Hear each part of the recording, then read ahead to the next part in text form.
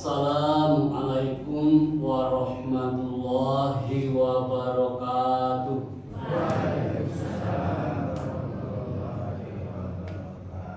Terima kasih, mudah-mudahan yang menjawab salam dimudahkan urusan ibadahnya, disehatkan fisik dan mentalnya, dan dimudahkan segala urusannya.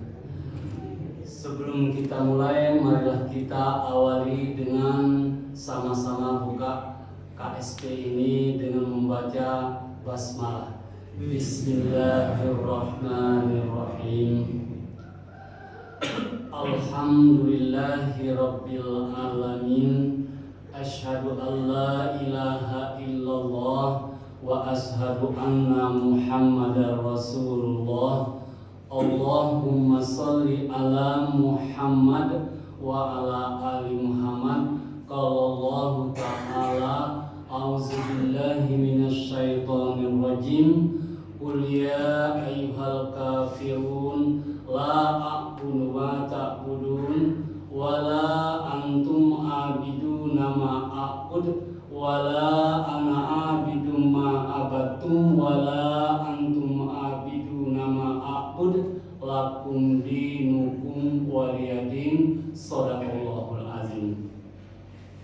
Ibu-ibu, bapak-bapak jemaah KSP yang dimuliakan Allah, pertama tentu kita tidak bosan-bosannya mengucapkan syukur alhamdulillah kepada Allah yang telah memberikan nikmat yang tak terhingga banyaknya, terutama nikmat sehat fisik dan mental, waktu sehingga kita dapat menjalankan kewajiban kita sholat subuh berjemaah pada pagi hari ini.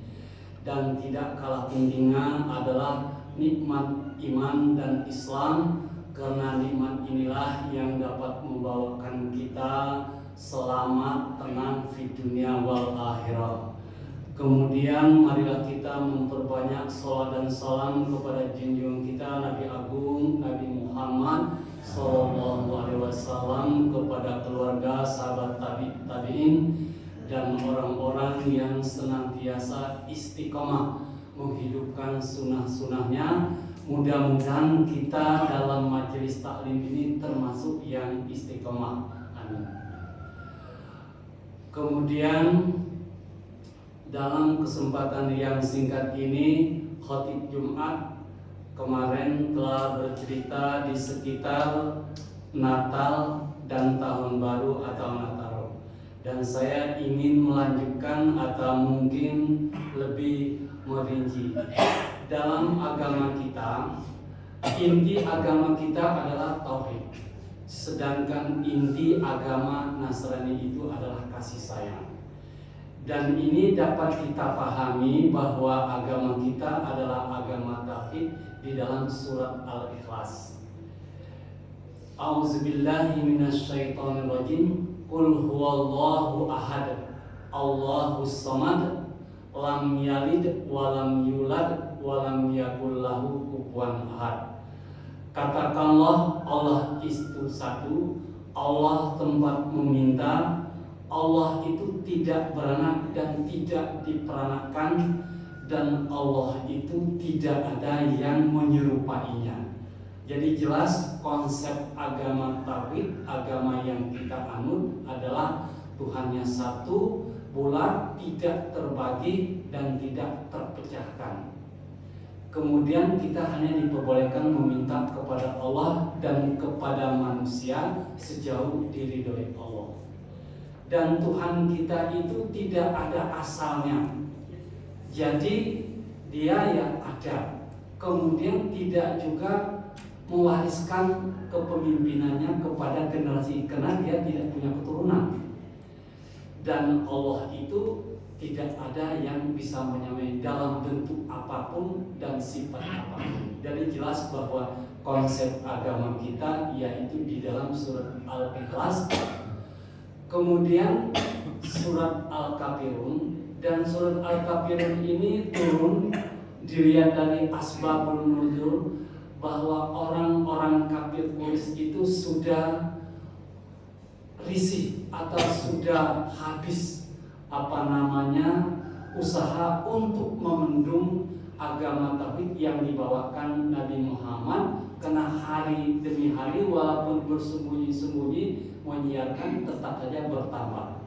Akhirnya datanglah pemimpin kafir Quraisy kepada Nabi Muhammad, wahai Muhammad, kita damai saja dalam hal dakwah ini. Caranya bagaimana?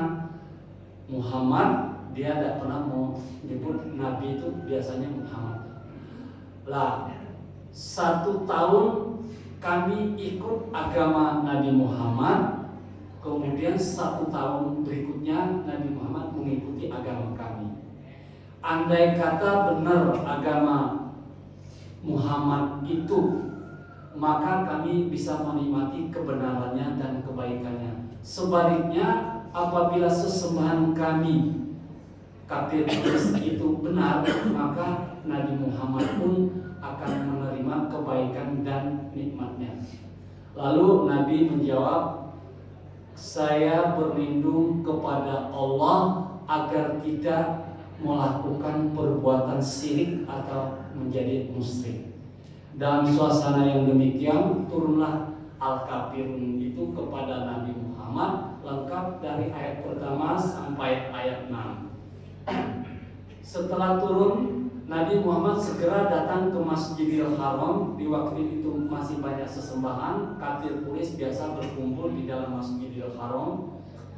Lalu Nabi Muhammad mengucapkan firman Allah ini, Qul ya ayyuhal kafirun, hai orang-orang kafir, la a'budu ma ta'budun, aku tidak akan menyembah apa yang kamu sembah, wala antum a'budu nama a'bud, kamu pun tidak akan menyembah apa yang aku sembah, wala ana a'budu ma abattum, dan kamu tidak perlu mengikuti cara aku menyembah Tuhanku, wala antum abidu nama a'bud, aku pun tidak akan mengikuti cara-cara kamu menyembah Tuhanmu.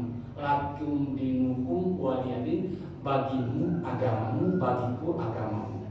Karena Tuhanmu berbeda dengan Tuhanku, caramu menyembah Tuhanmu berbeda dengan cara aku menyembah. Jadi dalam hal tauhid kita tidak ada perdamaian, tidak ada satu menyatukan. Karena dalam prinsip agama tauhid, kalau tauhid itu dicampurkan dengan yang syirik, maka yang menang atau yang menguntungkan jelas syirik.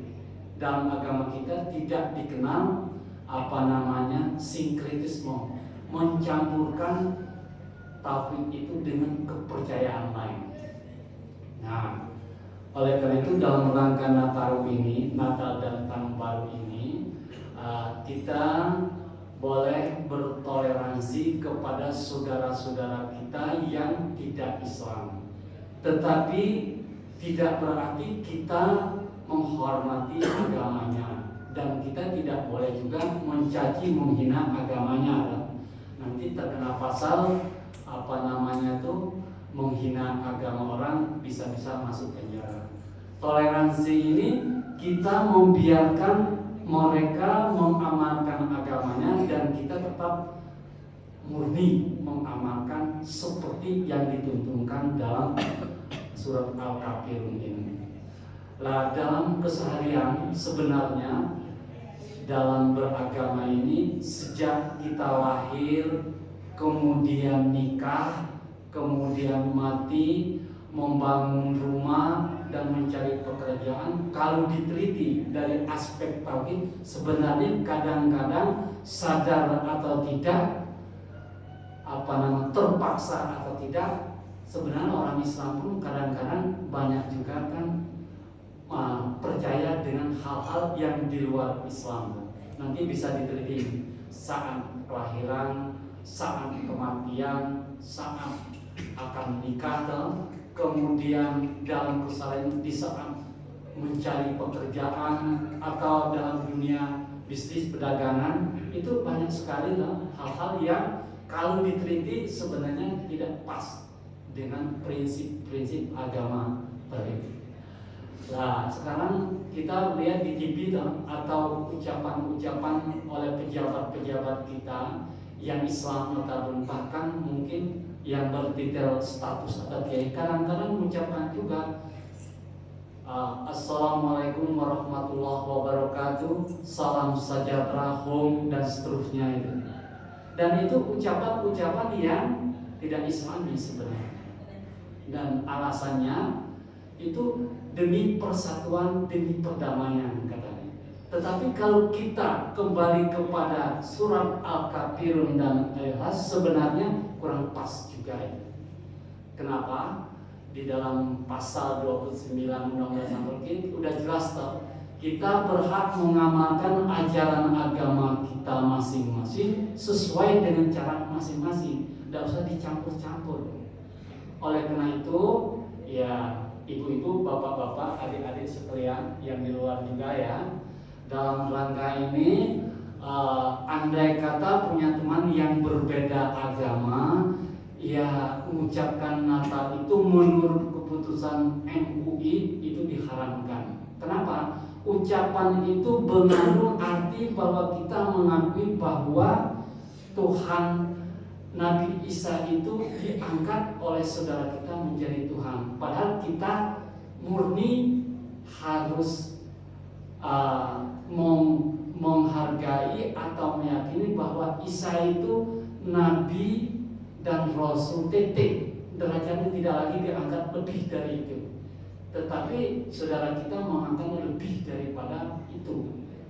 Dan itu sudah jelas di dalam surat Maryam, dan beberapa hadis itu menjelaskan bahwa Isa itu bukan Tuhan menurut Al-Quran dan hadis, tetapi saudara kita mengangkat lebih dari itu. Oleh karena itu, mari kita di dalam majelis taklim ini, ibu-ibu, bapak-bapak, kalau punya anak atau saudara-saudara, ya kita ingatkan, kita harus konsisten dengan agama kita dalam bentuk gerak-gerik, ucapan, dan tingkah laku. Dan khotib Jumat sudah mengingatkan, ya kayak ulang tahun, tiup lilin, kemudian nanti tahun baru membakar macam, dan itu kan kalau dari prinsip Islam kan mubazir, tapi ada yang bilang dari segi budaya seni kan, dan dari segi bisnis itu menguntungkan. Nah, kalau berpikir seperti itu, dan kita akan harus mengikuti mereka-mereka, dan lama-lama nanti mungkin lebih dari itu kan. Oleh karena itu, marilah kita memurnikan kembali tauhid kita agar tidak terjebak kepada syirik atau perbuatan syirik. Dan pengalaman saya pindah-pindah tempat waktu masih mahasiswa dulu, timbul juga pertanyaan di beberapa jemaah, bagaimana kalau kita membantu saudara kita yang tidak seagama dari kubur dalam rangka ngubur, boleh enggak? Dan saya belum ketemu hadisnya atau Al-Quran melarang kalau cuma menggali kubur tuh, apalagi dapat makan, dapat amplopnya. Dan mungkin kalau saya tidak bisa melarang dan juga tidak bisa merintah, dan itu mungkin masih benar, masih diboleh. Yang kita hargai bukan agama, tapi saudaranya atau keluarga manusia. Dan kemudian pernah juga ikut Pak Kaum tuh. Nah, itu orang non-Islam minta tolong diselamatkan saudaranya meninggal, boleh enggak? Dan saya waktu itu, saya tahu itu tidak boleh, karena percuma mendoakan orang mati dalam keadaan kafir, itu kan sia-sia. Oleh Pak Kaum, karena ya biasanya ada berkatnya, ada amplopnya, ya lagi-lagi alasan klise demi persatuan perdamaian, ya tak doake keluarganya aja, tapi isinya sama dengan mendoakan mayat supaya kuburnya dilapangkan, disejukkan, ya sama saja. Dan dalam Islam doa itu kan ibadah, dan kita tidak boleh mencampurkan urusan ibadah itu dengan agama lain. Jadi ya mungkin ya tidak tahu nanti kalau Pak Kaum kita kalau diminta selamatan apa belum apa enggak, ya mungkin terserah Pak Kaum Dan kalau tidak nanti mungkin dianggap aneh, asing, tidak lumrah. Agama Islam itu datang ke kota Mekah itu atau di Jazirah Arab itu awalnya ya aneh juga sih, tidak umum di kalangan kafir Quraisy. Ya lama-lama banyak yang mengakui, banyak yang setuju juga bahwa itu yang benar. Jadi kalau kita beragama, beribadah, minta pertimbangan dari manusia atau dihargai manusia, maka tidak ada artinya kita beragama. Kita beragama ya mencari ridho Allah, keselamatan kita di dunia wal akhirat. Mungkin itu saja yang dapat saya sampaikan dalam kesempatan ini. Mudah-mudahan mengokohkan tauhid kita. Kita tetap bersaudara dengan saudara kita walaupun beda agama, toleransi, tapi harus ngerti batas-batas yang tidak syirik, yang tidak menyebabkan kita berdosa. Terima kasih atas perhatiannya. Mudah-mudahan menjadi renungan kita bersama. Mari sama-sama kita tutup dengan membaca hamdalah bersama-sama. Alhamdulillahirabbil alamin. Dan mari kita lanjutkan untuk santapan jasmani yang sudah disiapkan. Mungkin tuan rumahnya siapa, Mas Pak Sekretaris? Ya, mudah-mudahan jadi amal terhadap apa yang disedekahkan. Assalamualaikum warahmatullahi wabarakatuh.